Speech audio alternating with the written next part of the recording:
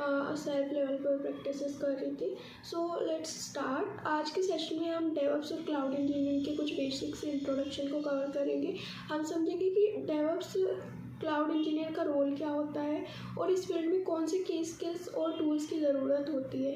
इसके बाद हम एक छोटा सा GCP का प्रोजेक्ट करेंगे जिसके अंदर हम GCP कंसोल का अकाउंट सेटअप करेंगे और एक्सप्लोर करेंगे अकाउंट को। ठीक है, हम रियल लाइफ एग्जांपल्स भी देखेंगे कि कैसे गूगल और नेटफ्लिक्स जैसे बड़ी कंपनीज डेवऑप्स प्रैक्टिसेस का यूज़ करती हैं। तो चलिए शुरू करते हैं।